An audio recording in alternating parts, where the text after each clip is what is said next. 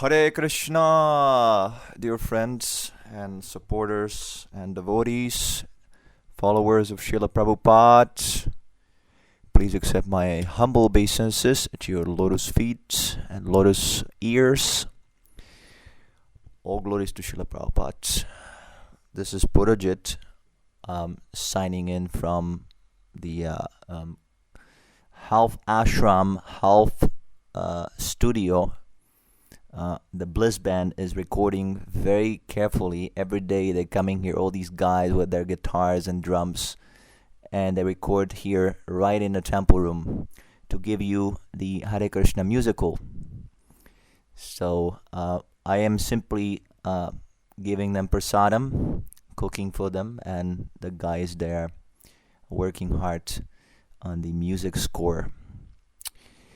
So today we're going to talk about why we should not pray to Krishna. Why we should not pray to Krishna. What does it mean? Why we have named this podcast in such a atheistic and nonsense way? Well, we should not pray to Krishna. We should understand that there's no need to pray to Krishna, because Krishna understands our hearts. And why should we pray for anything material to Krishna? And these material things, they simply create bondage in this world. Although temporarily they might bring us some pleasure, material things for the pleasure, they give pleasure to the body, to the senses, to the mind also. Mind is also material. Mind, intelligence, these are all material, different elements of the body. Gross or subtle body, according to the Bhagavad Gita. And the more we pray for these things, the longer we're going to stay here in this material world. So we don't want to stay here in this material world. We want to go back home, back to Krishna, to enjoy in our spiritual body, Sat Chitananda body. This is who we are. We are eternal, we're full of knowledge, and we're full of bliss. Don't ever forget that. Okay? We get so much caught up with these mundane things that we completely forget our original pure existence.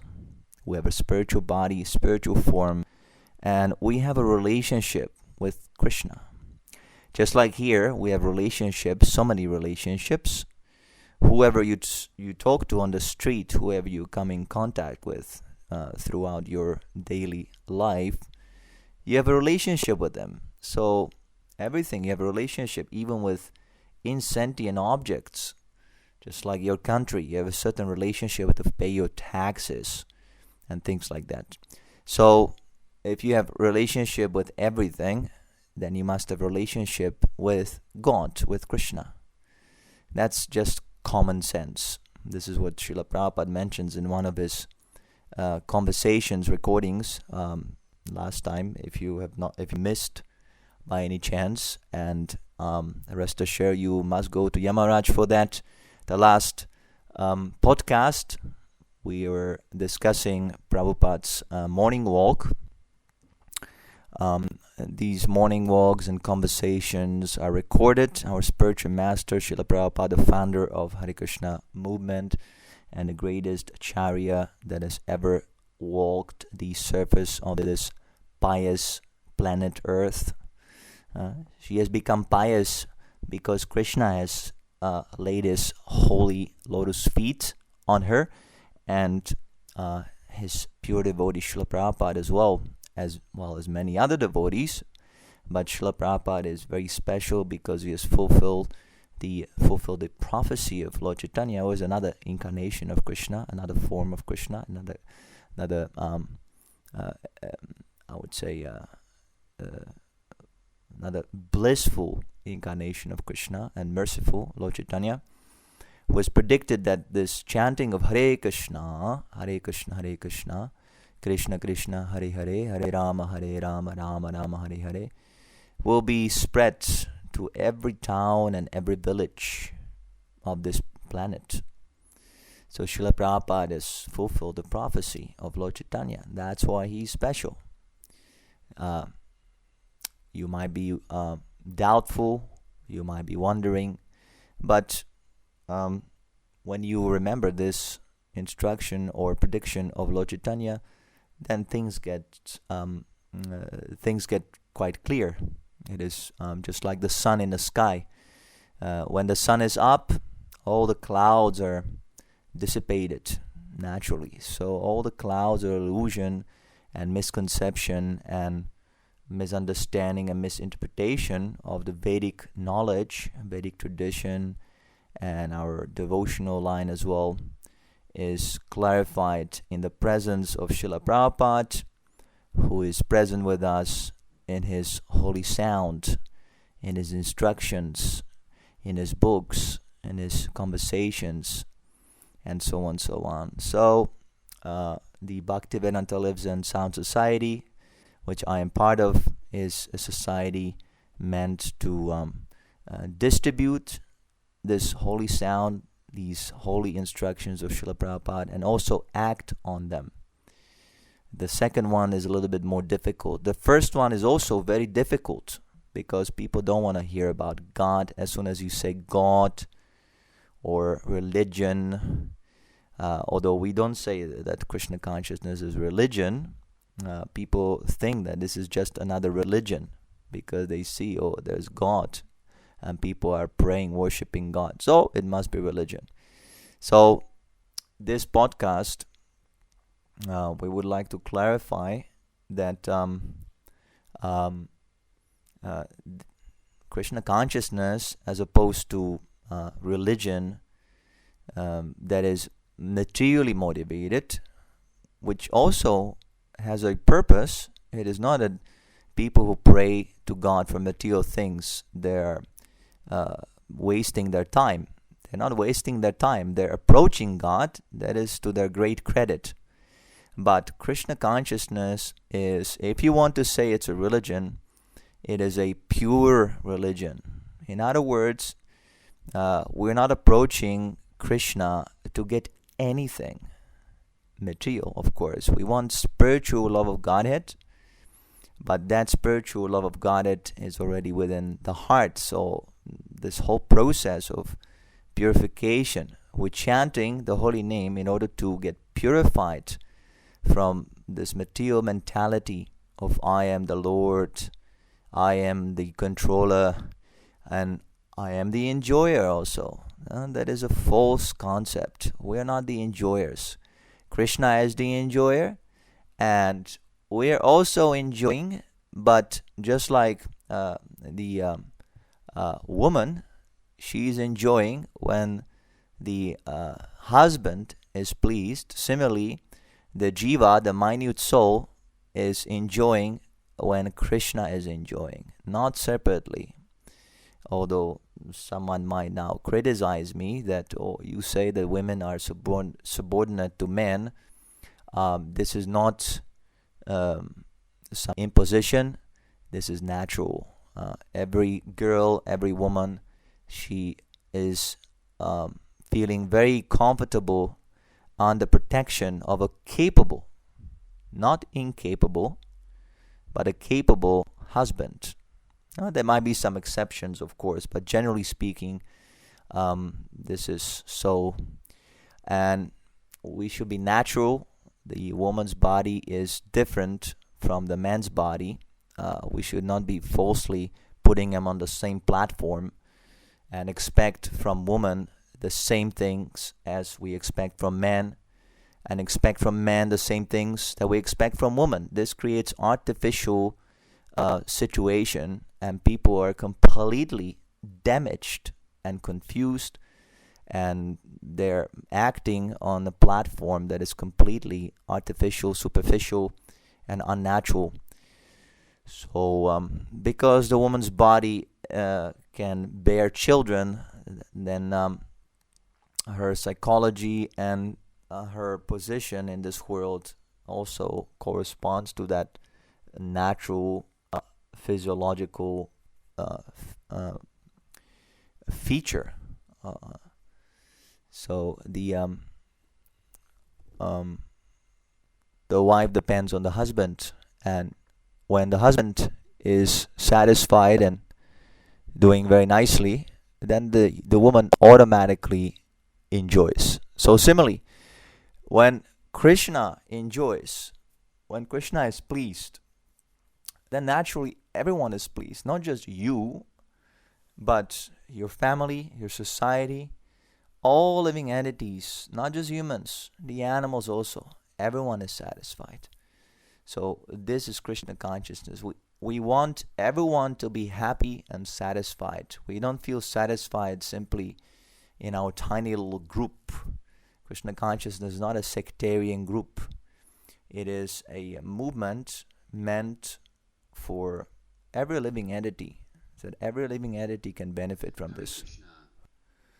So the whole purpose is to redirect our energy from serving all kinds of desires and people who can fulfill those desires. See, because people, they're also an illusion. They think, I'm serving my wife, my family, my society, my boss because I like to serve unconditionally. But that is simply to get something in return, something back. All these so-called services are tinged by this motivation. So the aim of Krishna consciousness is to take that energy and direct it towards the Supreme Personality of Godhead, Krishna.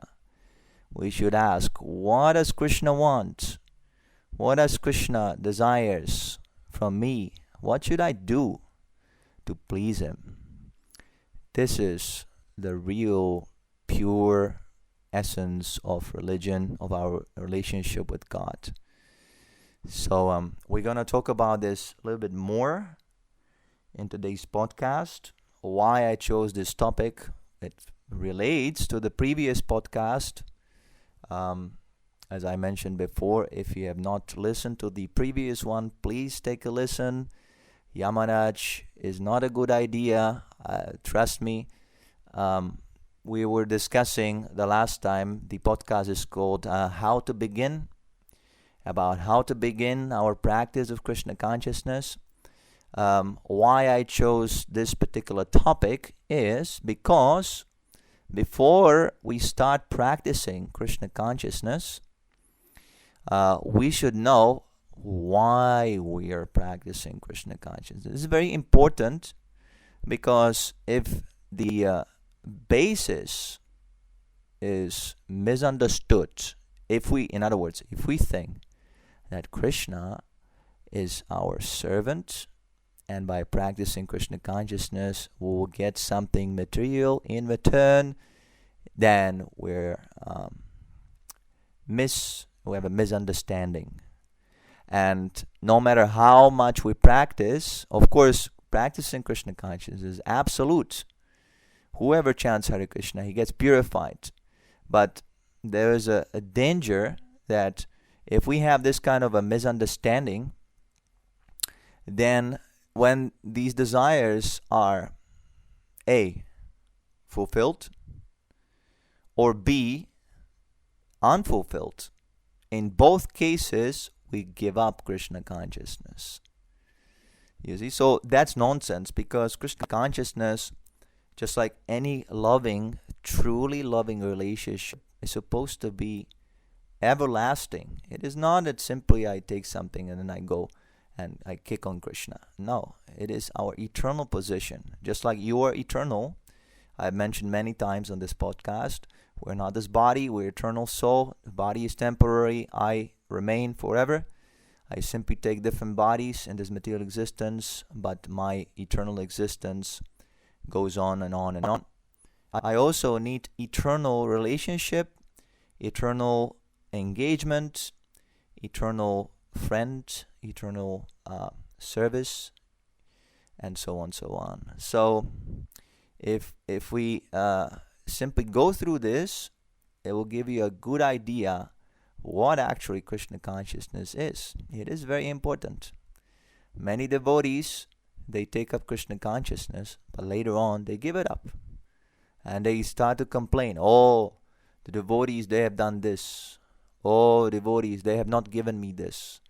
Oh, this Krishna. Oh, this Prabhupada, and so on. So you can find so many on the internet, so many people complaining, I have not been given this. All mundane desires. See, the pure devotee, a real devotee, pure devotee is a real devotee. He doesn't even ask for peace of mind or for happiness, things like that. His only concern is the happiness of Krishna. See, and in this way, he actually attains to happiness. Yeah? See, our concept of happiness and distress are completely relative. Sometimes I experience happiness. Let's say I win $1 million. I'm very happy. Oh, I won $1 million. Yippee! And then all of a sudden, I squander all the money. I lose it. And then I become so much disappointed. Just because I won the $1 million, I am disappointed. If I did not win, then my life would go on as usual. I would not have any special distress. But because I have experienced happiness, I have to experience distress in the same amount. You see, so a devotee is not necessarily asking or hankering for happiness even. His only concern is the happiness of Krishna. And Krishna is very easily pleased if we simply chant his holy name. Hare Krishna, Krishna Krishna, Hare Hare. Hare Rama, Rama Rama, Hare Hare. So, let's look at the bliss news.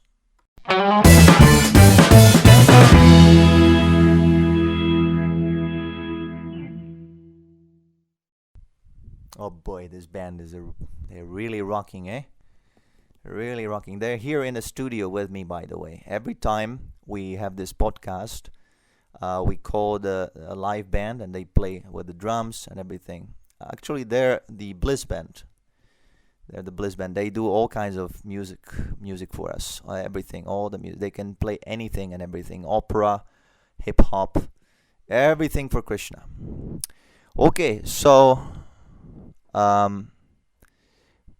we got another wonderful audio postcard message / letter, whatever you want to call it, from my dear colleague Maitreya Prabhu, who is the founder of this podcast and the initial and only chief member, Acharya, and so on, Paramhamsa Maharaj, Maitreya Prabhu. He is right now in London, trying to find a place so there can be a bliss center. Bliss center means a temple of Krishna consciousness dedicated to Srila Prabhupada, where devotees can practice and hold programs for the public. So the people, just like your friends or your colleagues or your boss or President Trump, can come and take prasadam and chant Hare Krishna and get to hear and get to ask questions. This is very important. It is not simply we're online on the internet, but we also go out to people and have a live conversation.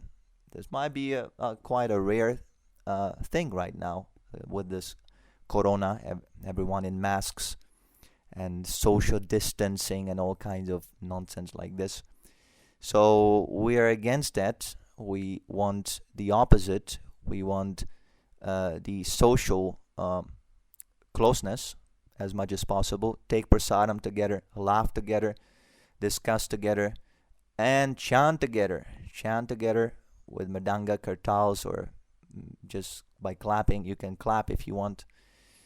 So we want to make a center like that, and possibly install a deity so people can have the darshan of Krishna like that. There are many temples in London.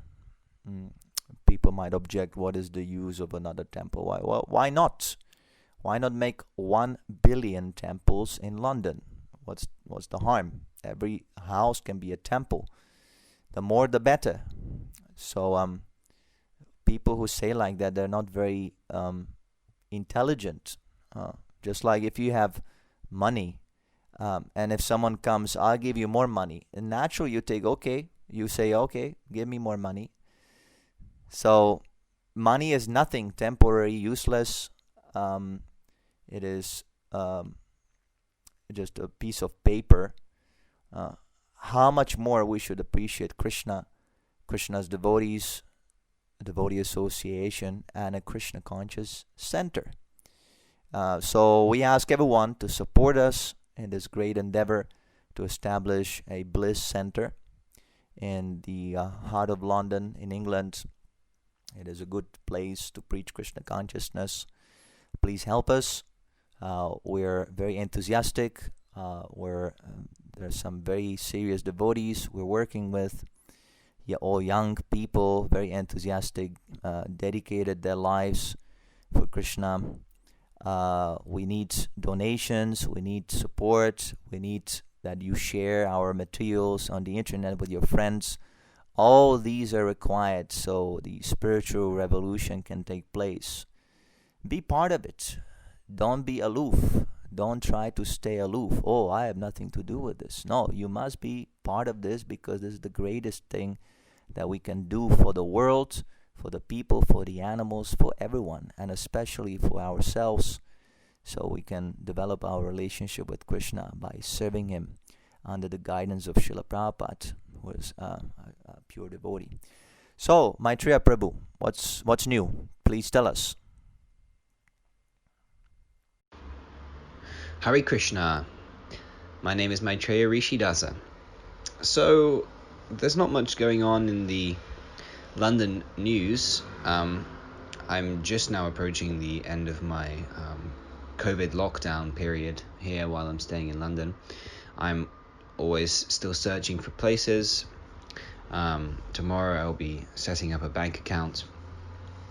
And like that, I'm preaching still, obviously, here in the lovely residence of Giselle and Imi. They're very kind to still host me. And we do some chanting, offer prasadam, like that. And of course, things are still going on in that spirit. So, I mean, what can be said? It's tough to find a temple. But I have more viewings coming up and like that. So things will hopefully be finalized here in the next week, and I'll be able to find a place. Just getting some references from my previous landlords, and so I have everything paperwork-wise figured out, and I'm sending that into some potential landlords like that. So yeah, like that. It's very expensive to live in London, so I'm trying to find somewhere that's both located nicely and that we can afford. Of course, we want the best place for Krishna, but also a place that we can live in without breaking the bank, so to speak.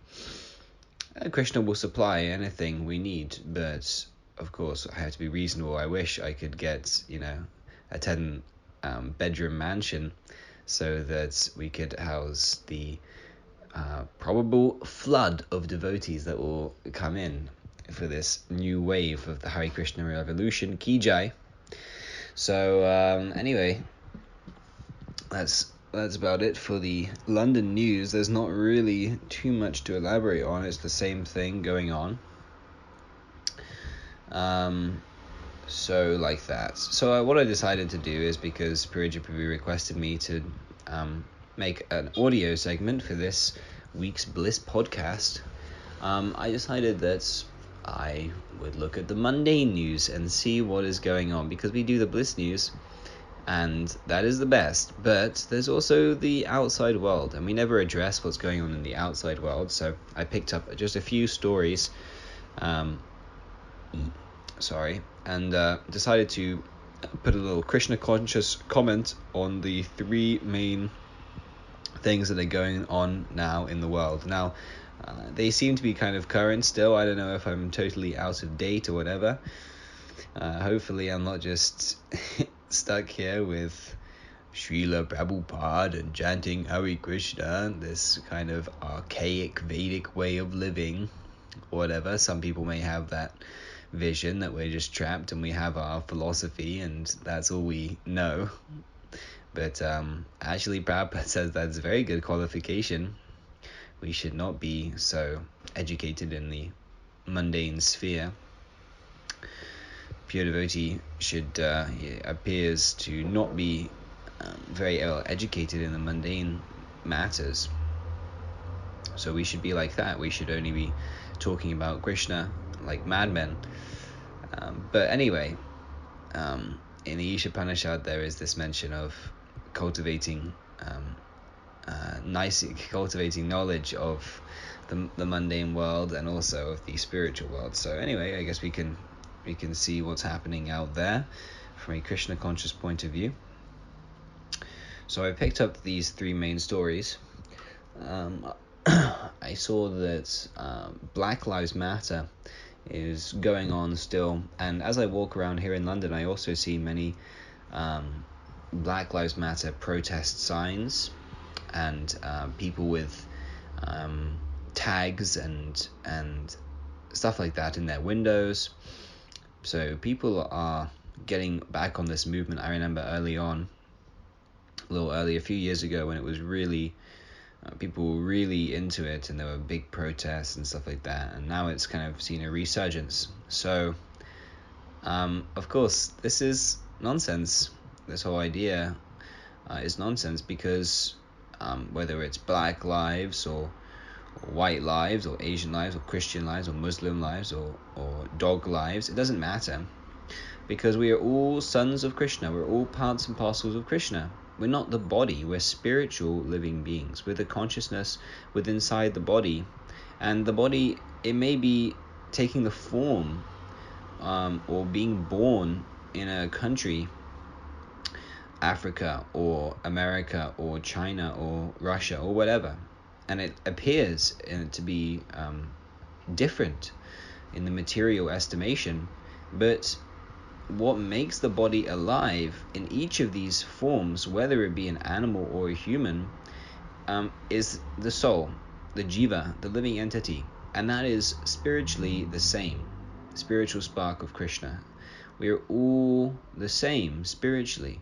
So these distinctions of the body is actually just an illusion, and we're making such big propaganda work, we're wasting so much time, we're going into so many conflicts over something that doesn't matter at all. And our whole society is divided because of these temporary material designations, which actually mean nothing at all. So this Krishna consciousness movement will bring a solution to all these political divisions and social divisions, because when people learn, first and foremost, to understand that we're not the body, they won't see these distinctions. And secondly, when we understand the real activity of life, not to be engaged in political upheavals, not to be at each other's throats based on the distinction of the body, not to be dividing ourselves or going for specific rights.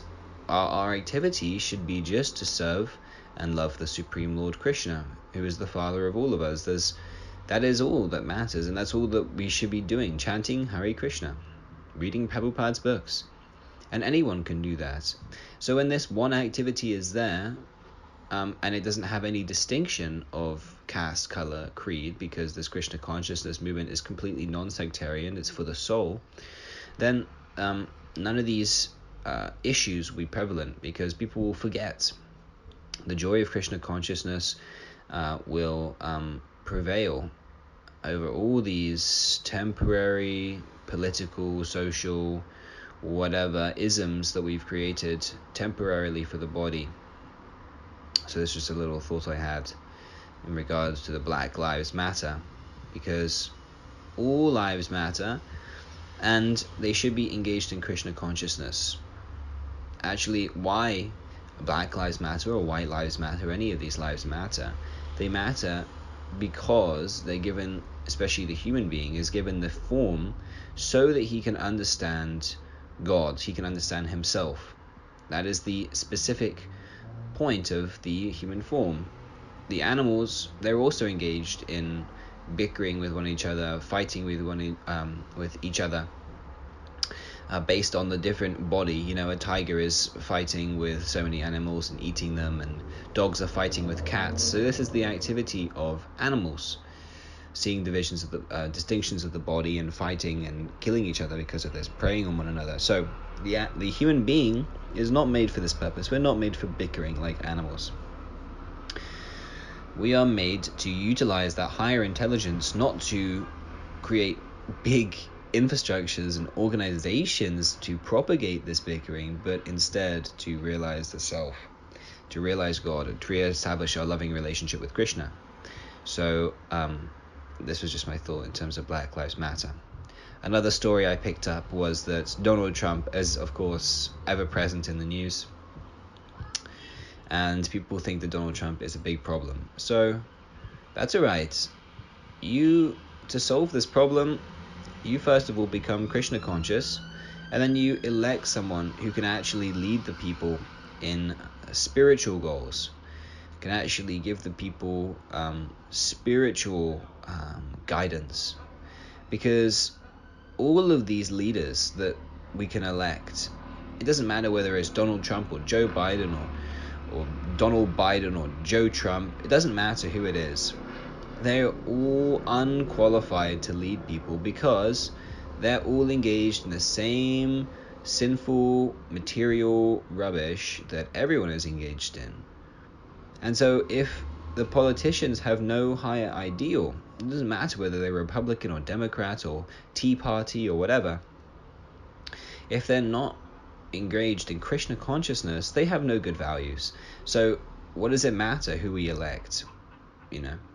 Better we elect someone who actually understands that Krishna is God and understands that the goal of life is something higher than my country is the best and we're going to make our country very economically strong and smash this country and whatever, because or make our country Democrat or Republican values. It doesn't matter. None of these values have any value because they're not dovetailed with spiritual life. There's no meaning to any of it. It's all temporary.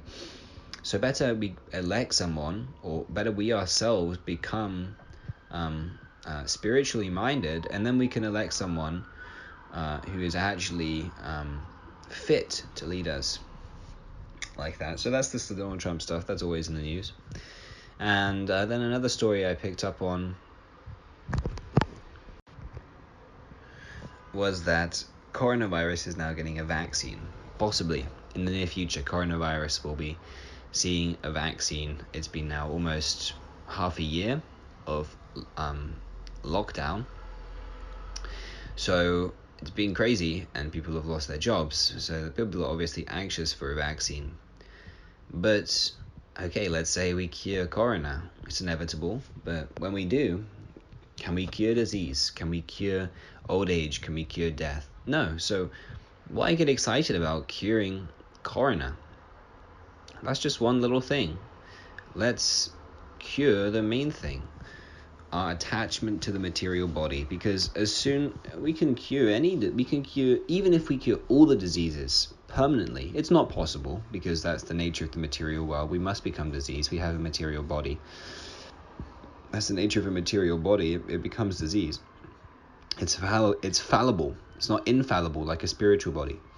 But if we were to cure all disease somehow or other, what good would it do us? Because we live a nice, healthy life, okay, and then you have to die.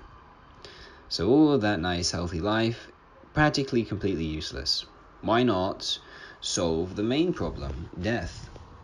And there's no other way of solving death and no other way of permanently stopping disease or old age without becoming Krishna conscious. When you realize that you're not the body, you're spiritual, eternal, then through this process of chanting Hare Krishna, then there's no fear to be had over anything, whether it be corona or cancer or death or whatever, because you realize that these things all pertain to this temporary, miserable, material amalgamation of elements. So this was the mundane news from the bliss point of view. I think that's about all I have to add for this week. So now you've had enough of my rubbish. Let's turn it back to the real star of the show, Purajit Prabhu, Hari Bol. Okay, Hare Krishna. Oh yes, I am the real star. I am the most shining star in the whole universe. Anyway, thank you, Prabhu, Maitreya. Very nice to hear you again like this. Um, this is actually a very good idea. This mundane news is, it was actually quite informative for me. I was actually very interested to hear what is going on. This corona vaccine is a group. I never heard of this. So thank you, Prabhu, for telling us what is going on in the so-called normal world. And it is a nice idea to give like a Krishna conscious commentary. At one point, Srila Prabhupada advised Hansaduta Prabhu to publish a newspaper with regular mundane news and sell it. He said that you can make lots of money like this. He gave a business suggestion to devotees.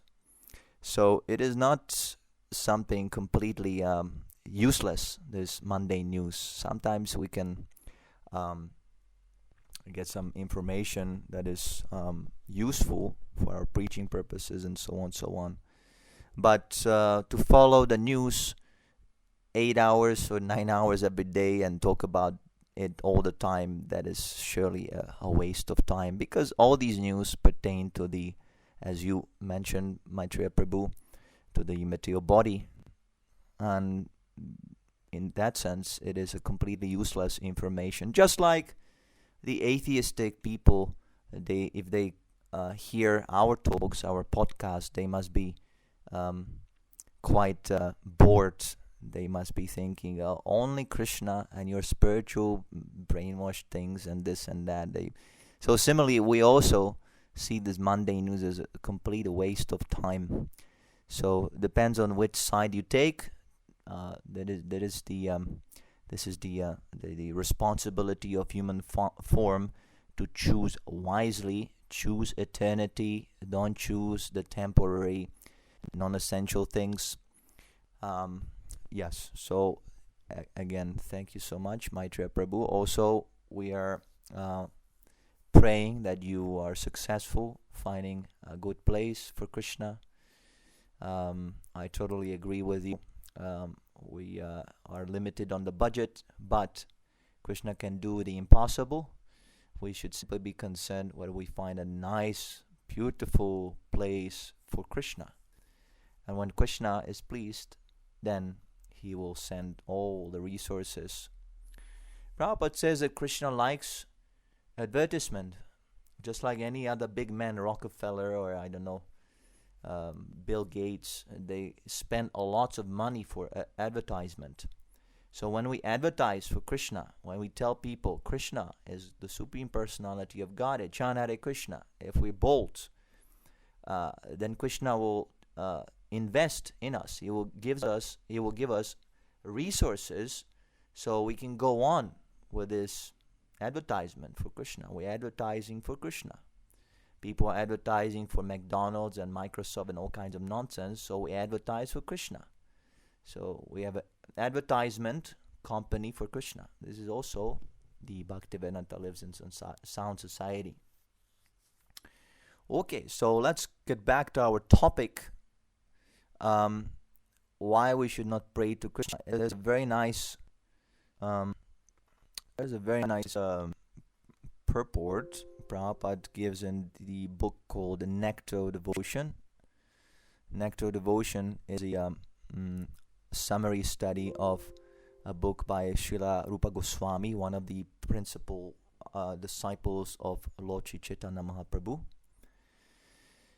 of the name Bhakti Rasamrita Sindhu. So Srila Prabhupada gave us a summary study and he named it Nectar Devotion. I'm going to read a portion. It's a little longer, but I'm going to interject with the comments so you're not lost.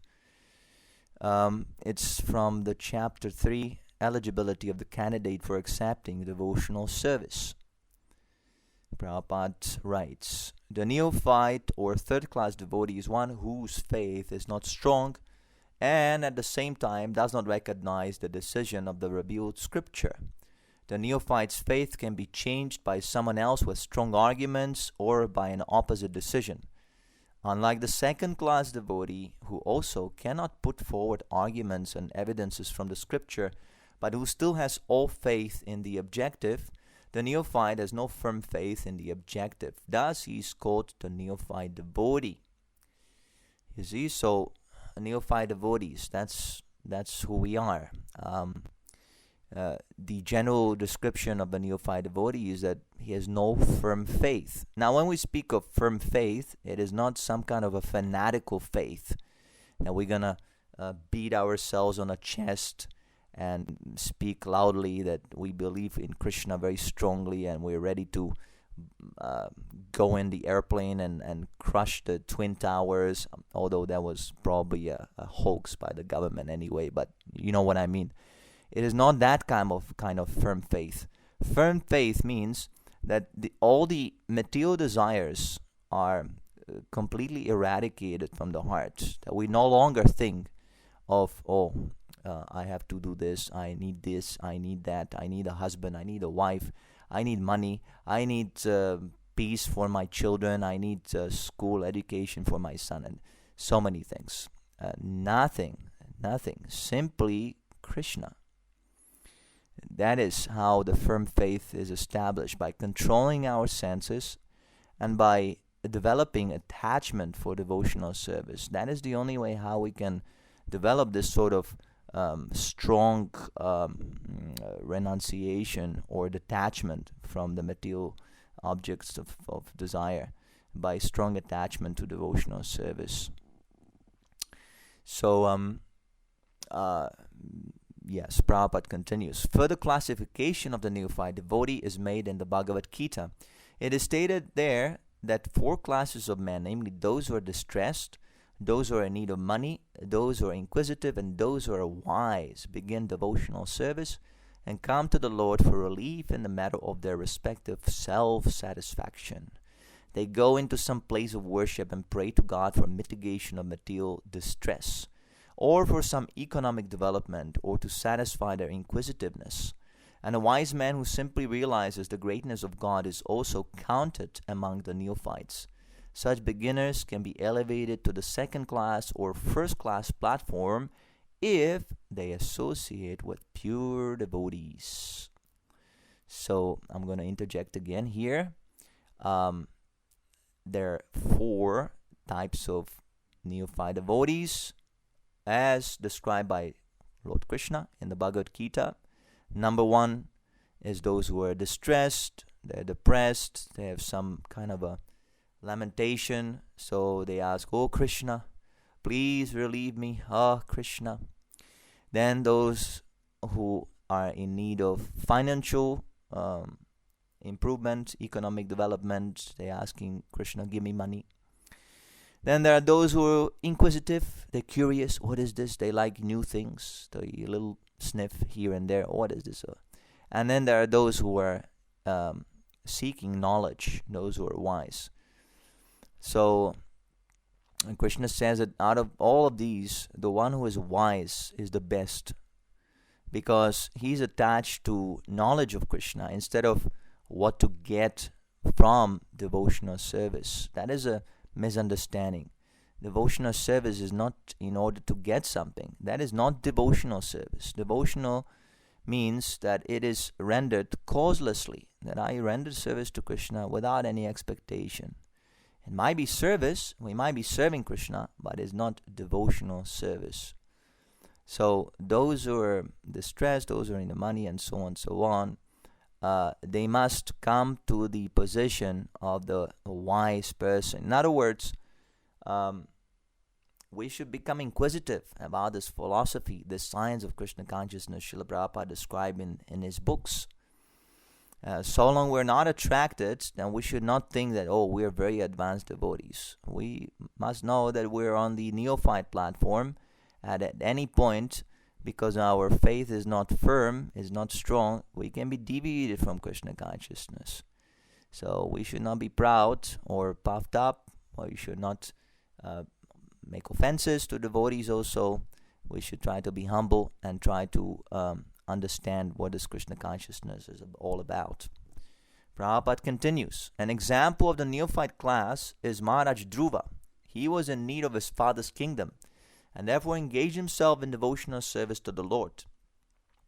Then in the end, when he was completely purified, he declined to accept any material benediction from the Lord.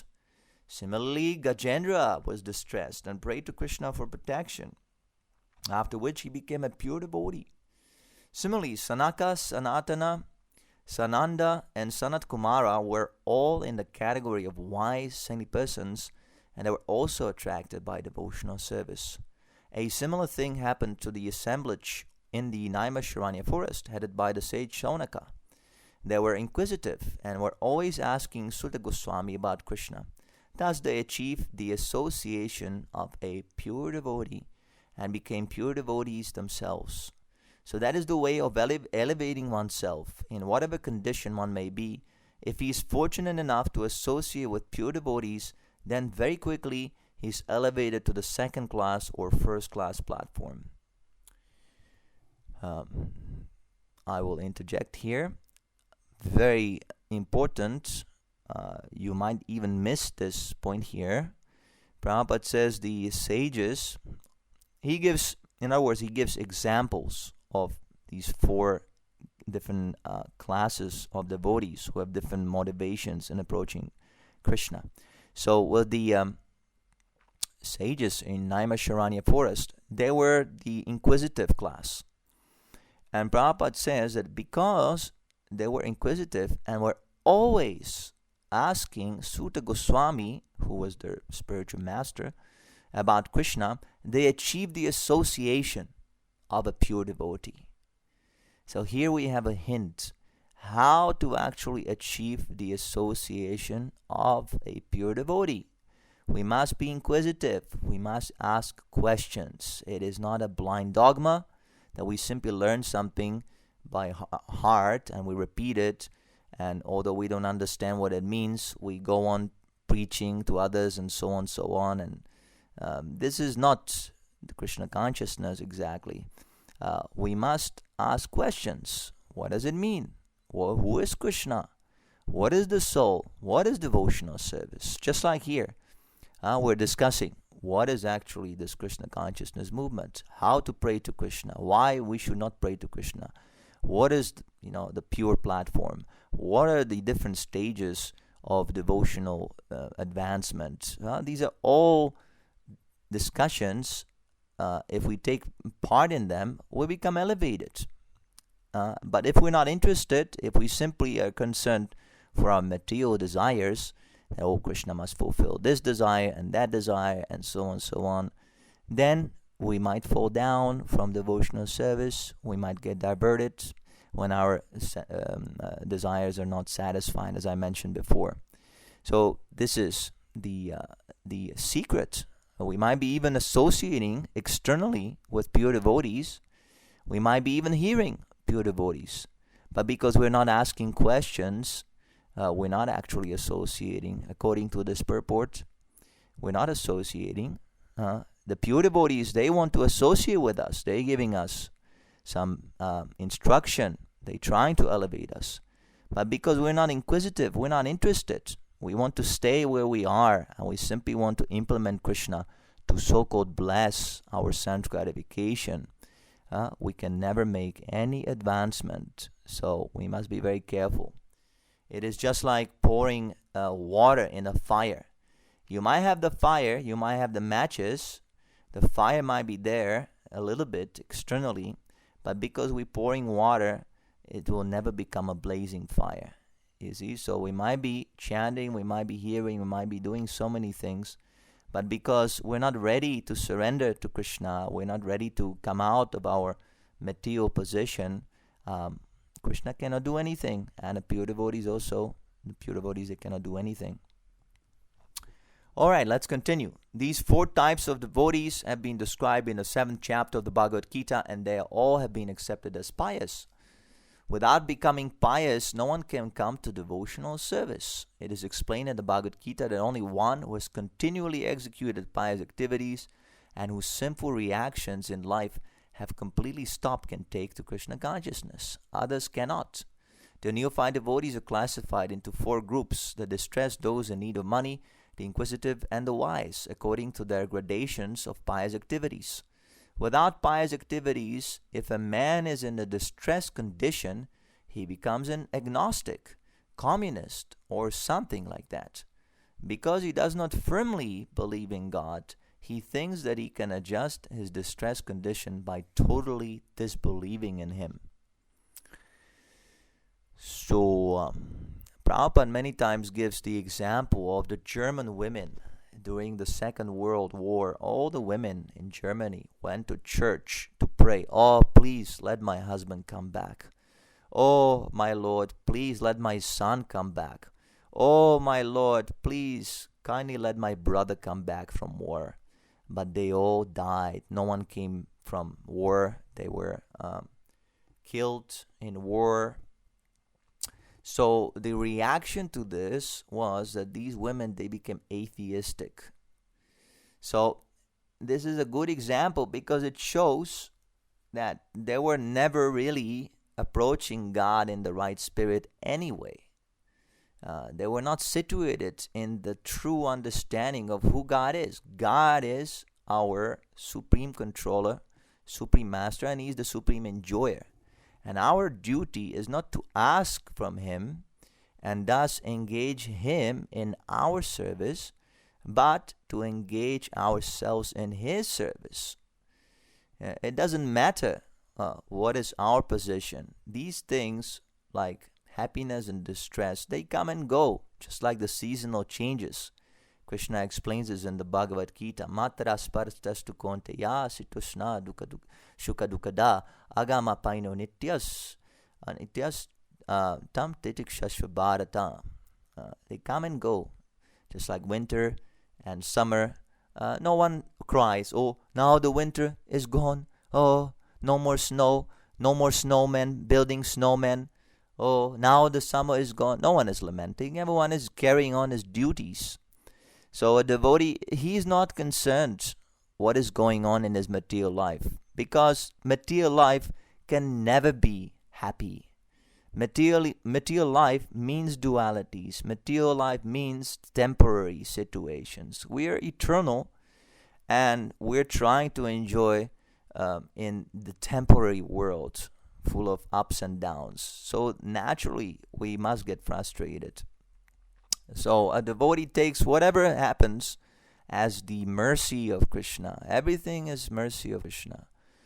My husband dies, that's all right. It is mercy of Krishna. My brother dies, it's okay. It is the mercy of Krishna. Everything is the mercy of Krishna. And when good things come, I get $1 million. It is mercy of Krishna also. And because it is mercy of Krishna, I will use this $1 million to serve Krishna, not to serve my senses. Let me build some temple. Let me print some Prabhupada's books. Let me cook nice prasadam and feed the whole United States of America with nice pakoras and halava. Like that. This is how a devotee thinks. Not that, oh, Krishna, give me this. Krishna, give me that. Now you messed up this thing. Oh, Krishna, you don't know how to do these things. Now I'm unhappy. Please fix it up. This is not a good idea how to approach God. Let's continue. Lord Krishna, however, has explained in the Gita that out of these 4 types of neophytes, the one who is wise is very dear to him, because a wise man, if he is attached to Krishna, is not seeking an exchange of material benefits. A wise man who becomes attached to Krishna does not want any return from him, neither in the form of relieving distress nor in gaining money. This means that from the very beginning, his basic principle of attachment to Krishna is more or less love. Furthermore, due to his wisdom and study of Shastra, scriptures, he can understand also that Krishna is the Supreme Personality of Godhead. It is confirmed in the Bhagavad Gita that after many, many births, when one becomes actually wise, he surrenders unto Vasudeva, knowing perfectly well that Krishna Vasudeva is the origin and cause of all causes. Therefore, he sticks to the lotus feet of Krishna and gradually develops love for him. Although such a wise man is very dear to Krishna, the others are also accepted as very magnanimous, because even though they are distressed or in need of money, they have come to Krishna for satisfaction. Thus, they are accepted as liberal, broad-minded Mahatmas. So, I'm going to interject. The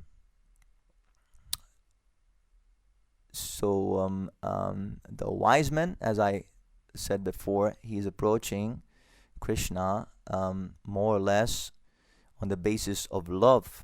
This is the definition of love.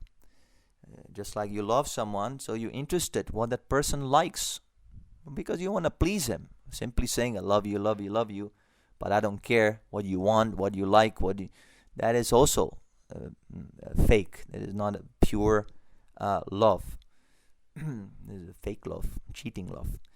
So similarly, a devotee who is not interested to know about Krishna and doesn't want to hear about Krishna, he cannot have any love for Krishna. You see, and that's why, because he has no love for Krishna, he cannot feel any pleasure from devotional service. It becomes like a drag. Oh, I have to wake up early. Oh, I have to follow all these rules. I have to chant these rounds. It becomes like a burden. See, because the basis is not there. We're not approaching because we want to love Krishna. We approach him because we want something from Krishna.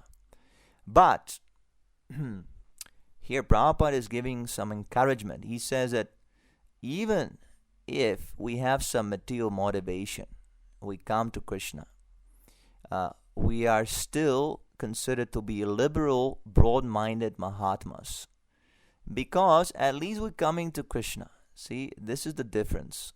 The materialistic people, if they need money, they go and they try to make some business on the black market or the white market or blue market, whatever.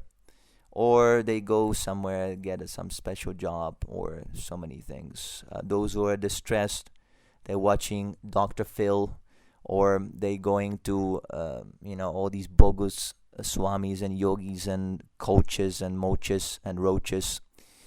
So those who are coming to Krishna, even if initially they have some motive, we should welcome them, we should not condemn, and we should give them the association. And especially if they associate with devotees and they chant the holy name and they hear, a little bit they should hear. That's why in all our functions we distribute Srila Prabhupada's books, or we read from these books, just like now we're reading here Prabhupada's books.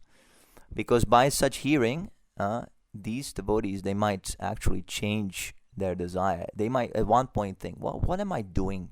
Why am I asking for these nonsense things? This is even better than the money and the so-called material happiness. This nice chanting, nice association of devotees and preaching Krishna consciousness is so exciting and blissful. I don't need these things. This stage will come. I promise you, if you stick around with devotees, this stage will come.